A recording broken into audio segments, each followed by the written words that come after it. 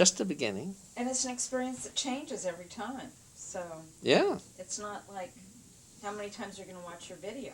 Well, there are many places in my Nintendo where nobody but the visiting neighbor's boy has ever been. You know? And I won't live long enough to get there. Oh, he's been there. He's been there. Oh, they come in off Been the there. street. Out of here. Oh, okay. So, Okay. let's talk about that. Some the state of what you see as the future of television and how it all connects to documentaries. Okay. Well, it seems to me that the future of television is going to be like what we have been experiencing. The whole thing has been democratized and spread out, and the means of making TV as well as just looking at it is in so many more hands. And everybody understands it so much better that we're going to, in a way, have more and more of less and less. I think the individual units of programming, it's inevitable. Once we all saw a TV series, um, one or two, I mean the whole country, and you could talk to anybody about it. And it was a common experience. It was a common experience because it was so rare. There were only two or three offerings, and one was so much more involving than anything else.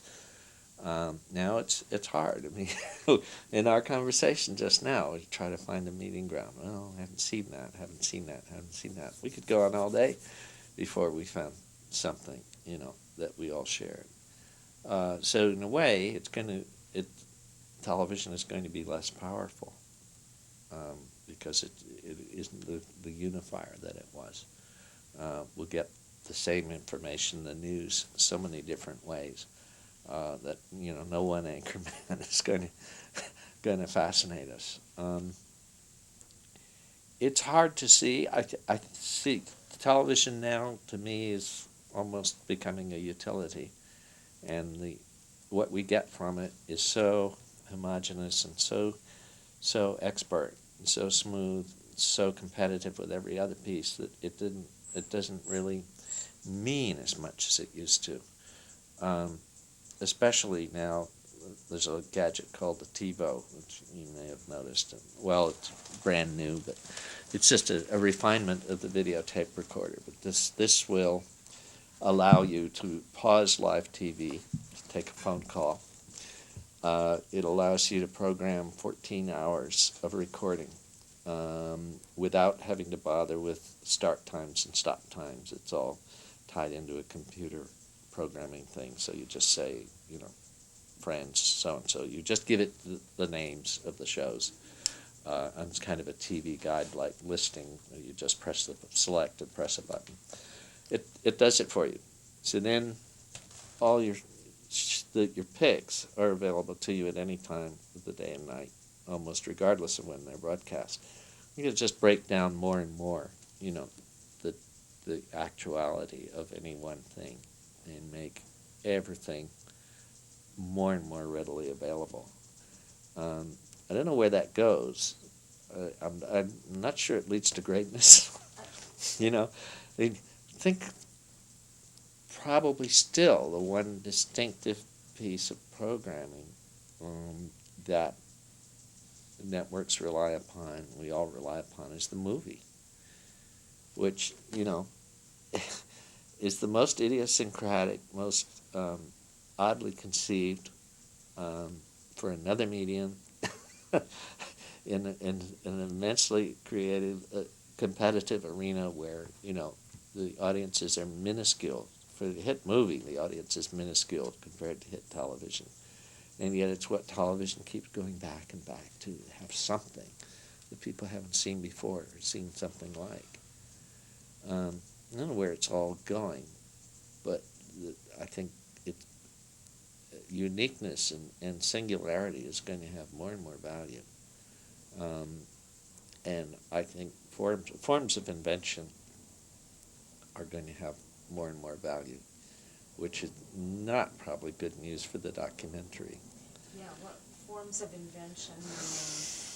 Well, What do you mean by that? any personal vision.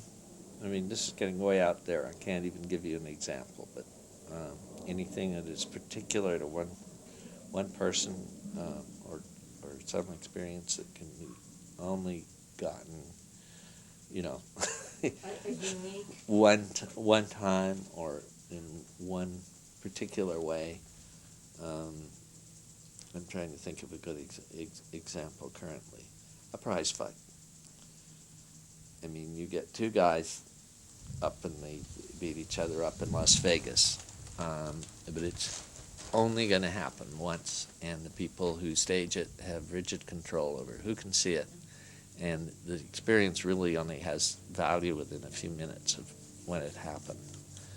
I think there's going to be a lot more things like that, and I don't think documentary is going to come into it, because almost automatically documentary is somehow, available, or a reflection of a lot of other things.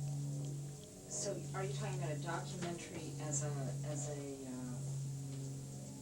format, as a form, as a way of storytelling?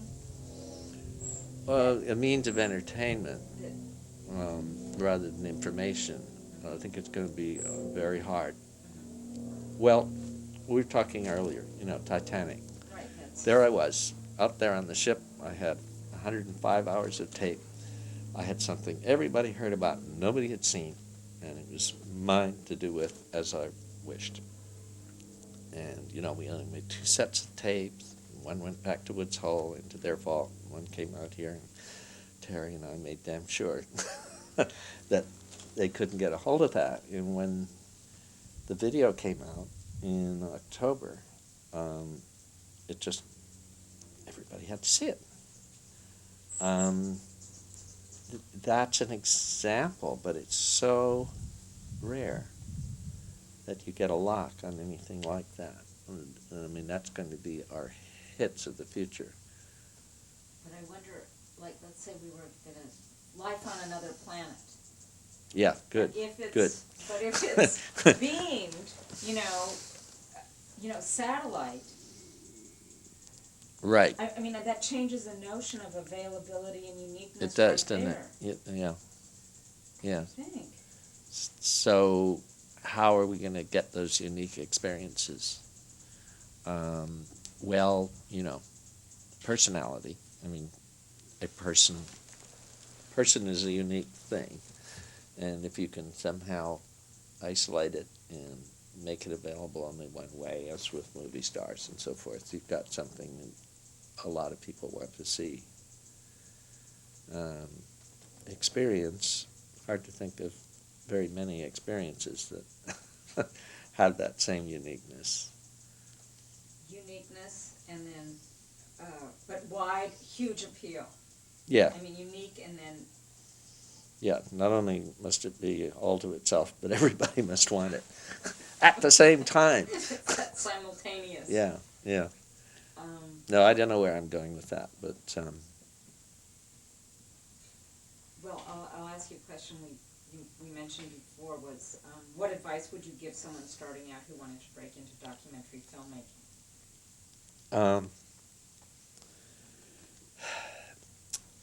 I think, the main, as with everything, I think you need to want to do it very much and enjoy doing it more than anything, practically.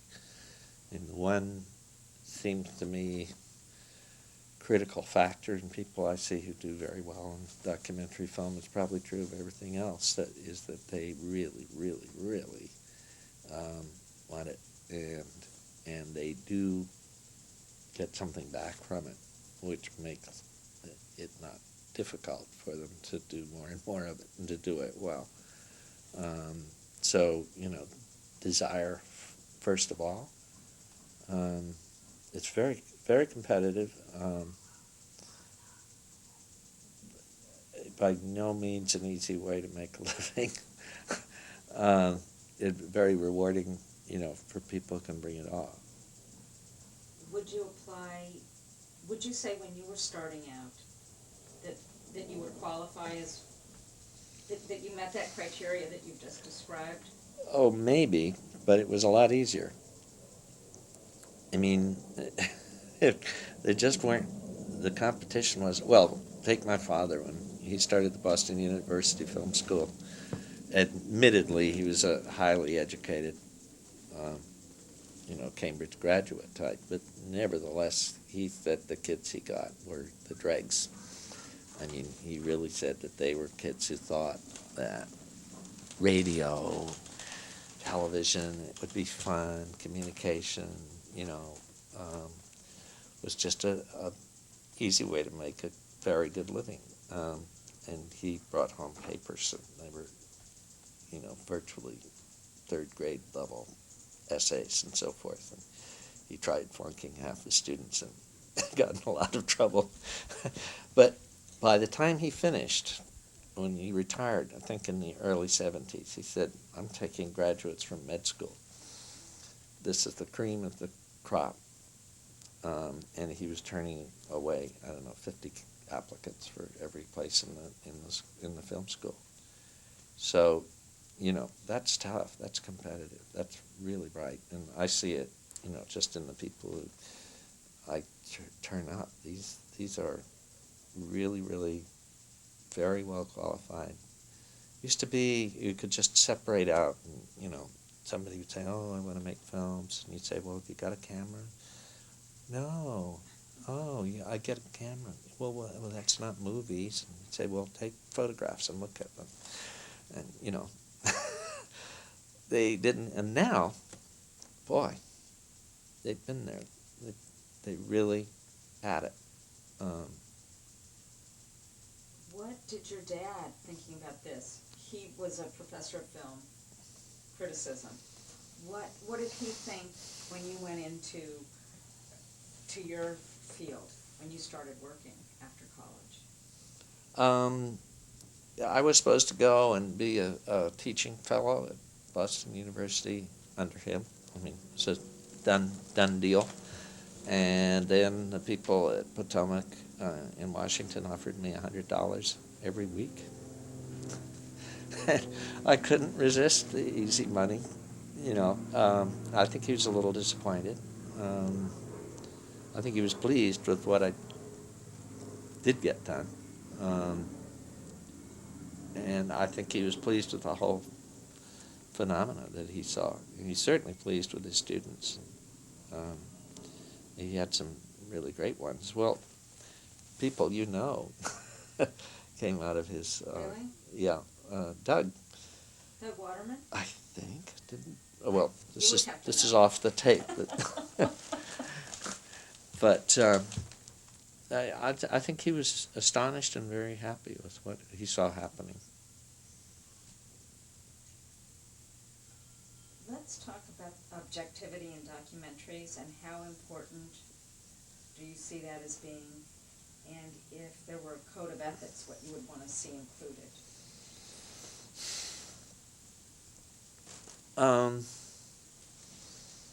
Well, we tried this before, and it wasn't easy. The most important thing is really what you can't put down. I think, to simplify and almost use as an illustration, I think you must be always ready to admit exactly what artifice you're bringing into the storytelling. You must never get to the point where you start believing your own illusions, I think of the classic to me is this business that NBC News got caught up in a few years ago, where they went out to tell a very straightforward story about GM trucks, which were blowing up and burning in accidents. And they did a very straightforward, professional approach to the subject and showed you the trucks and showed you the victims and showed you what happened. And then they went to a testing lab, and they showed you a truck running into something and blowing up. And they only made one mistake. They just skipped the fact that this was a test, and this only happens one every 100 times to a truck. They just said, we ran this Chevy into a wall and look what happened. General Motors did not miss that. They didn't miss the, impression that the audience was given, that given this kind of truck, run it into a wall and it's going to blow up. And all they needed was one line, really, that said, and 1 in 100 times, this is what happens. They left it out. And it was all the difference in the world between,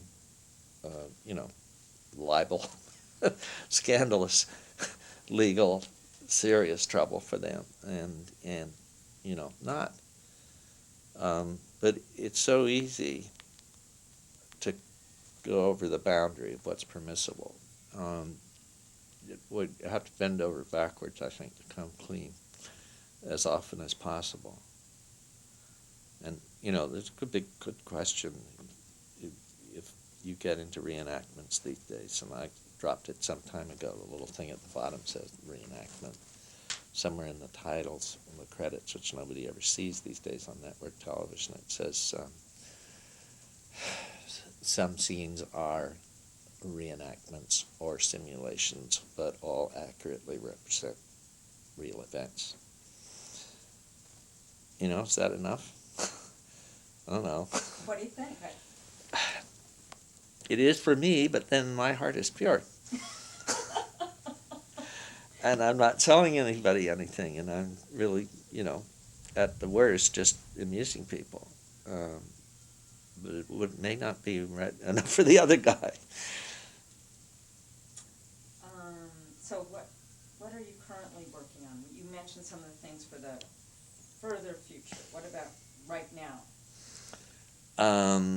At this very moment, I just want to get the boxes packed. But you mean? Well, can you talk about what the boxes packed means? Because I don't think we've really.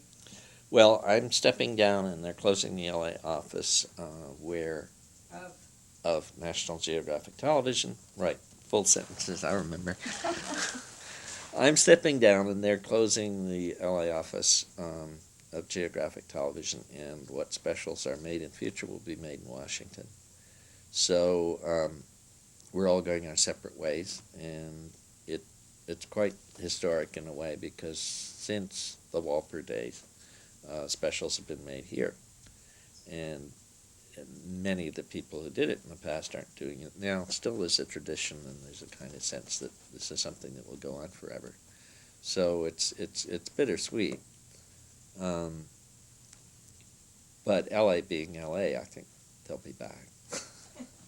I mean, it's too rich a talent pool, and too many wonderful technical facilities, and it's just so much in depth that I can't imagine they'll stay in the same league and not need to be here. Let me ask you a question. Did you have a mentor? Many. Okay, that's good. I mean, starting probably with, God, it goes way back. But Alan Landsberg was a major mentor. Knew a lot. I just saw him the other day. I remember how pleased I was when he liked a script, and how hard I would work to please him. And sometimes I didn't even myself think, well, this is what I would ideally have written, but if Alan liked it, I knew there had to be a reason. Haley was very similar. Earlier on, my boss in Washington, Nick Reed, was. Oh wait. Yeah, because I didn't hear his name. I'm a sweet girl.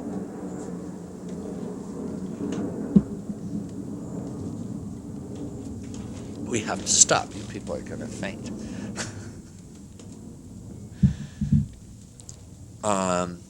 In Washington, my boss, Nick Reed, who was an old documentarian, a contemporary of George Stoney and those people, was tremendously influential. He just had, the film was his life, and I saw how much dedication had gone into what he had done. Yeah, well, those are a couple. All those people at Walper, even Mel Stewart, I would say was a mentor in a way. In what way? Well, he's very intense, and I didn't admire the way he did it, but I did admire what he did. And I can remember the making of a president. Teddy White had the office next to mine on Sunset Boulevard, and at first it was just an incredible honor to have Teddy White next door and to be considered, in that league. And Mel would come across from his office, across Sunset Boulevard, and hole up in Teddy's office where they couldn't find him. And I just remember him walking out of there sometimes and rubbing his hands together and just glowing with pleasure. He'd say, "Noxon, you think you can write? Listen to this." And they were wonderful lines. I remember at the end of the whole Kennedy inauguration sequence, it played all without any narration. At the very end, no, it wasn't Kennedy's inauguration. It was Kennedy's funeral and swearing in Johnson. Teddy said, "So power passes." Gave you chills. And it summed up the whole event in 3 words. But Mel, really lived for that. He really knows what's good and really wants it. And that's a lot to learn. That it really matters. I've always wanted to write something called Good is Good, because I got that sorted out in my mind, and it made such a difference to me, because I was always thinking of relativity and how some people like this and some people like that, and there isn't any difference. And so, if it just comes to you, or if you work really hard on it, it's all a matter of taste, right? And then somehow I got into my head that no, good is good. And the only reason something isn't good to everybody is it isn't good enough. And, it just somehow crystallized to me that it really mattered. And that every word matters, every cut matters, every picture matters, in an absolute way. That it may not, in the great scheme of things, amount to that, but that's the standard you have to hold yourself to. Otherwise, things are too slippery, too easily circumvented, Mm-hmm. So good is good. So good is good. And it would be fun to try to put that in a little thin volume that would make sense. I think it would be. Well, here's a question. How would you like to be remembered? Well, I'd rather not be remembered at all. I think I'd like to hang around. Present, I would say. To hang around.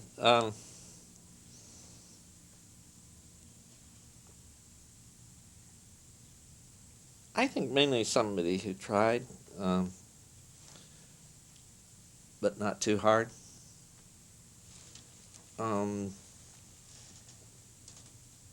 A good friend of mine died a couple of weeks ago, and we had a memorial service for him on the cliffs of Malibu. It was very moving. And he had Kipling's "If" read by a little boy, and I don't know whether he's seen it in recent years. I mean, it's a piece of Victorian claptrap, and it's been used to justify, I think, probably the most awful awful deeds and attitudes, but there's something there that sort of says you not only have to win, you have to have played by the rules and know that you played by the rules and didn't, step on anybody's fingers on the way up the ladder and so forth.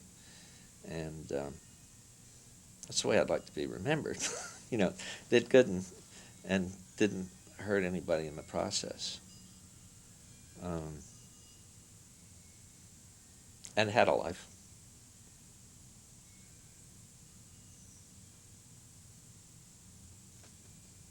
Not just about work. Not just about work. No, too many of those. Um, Certainly, at one time in my life, I was one. I had so much fun at work. I just kept Loved doing it. it. Yeah. Well, it's really fun. Really fun to make something with people Well, in a way that takes everybody in, you know? and so do you feel like the life's work that you've done thus far has been able to incorporate for you know, your strengths, your curiosities? What am I trying to ask? Well, yeah. I mean, I guess. knowing as I do my weaknesses, I think I've done pretty well circumventing them.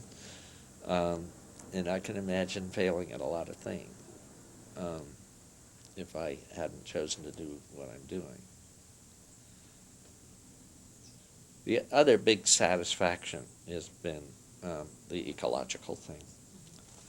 I mean, it's just one thing we as a group, National Geographic, all the similar shows, and Audubon, and et cetera, we did do in a generation, I think, a great job of education. When I was at Walper and we were just starting the series, Erwin Rosta came into my office one day and he said, "You know what ecology is?" And I said, "Yeah, I think so. Yeah, everything depends on everything else or something." He said, "Do you think most people do?" I said, "Absolutely not." He said, "Can I use it in the script?" And, you know, together we said, "Well, why not? To learn something." So he said ecology, the science of the independence of living things. It was that far from everybody's consciousness that, you know, all of that, the environment, um, everything being dependent on everything, all of that was that far from anybody's understanding. And I think that this kind of television did do that. Created, you know, for better or worse, a generation of environmentalist sensitive voters. And don't you think that a lot of the shows that you did encouraged people to ask questions, whether it was about the relationship of animals in captivity to appreciation for the natural world, I mean, and a value? Yeah, well, we did a good sales job, I think. You know, we took a grizzly bear and with all the drama that implies, and there was always a little moral at the end of the adventure, but I think it was pretty cleverly packaged and sold, and I think a lot of people took it in without quite realizing, and then maybe took it on and applied it in less obvious, you know, less romantic and attractive ways. You know, look around and you can hardly take great satisfaction, you know, that we've accomplished what we set out to do as a species. But we're not. It's not finished. I mean, It's not finished, and it's very hard to tell the same, to do the same kind of thing now, because it seems much more complicated. Okay, I get it. Everything's depending on everything else, but, you know, does that mean I can't have a baby? It's much harder.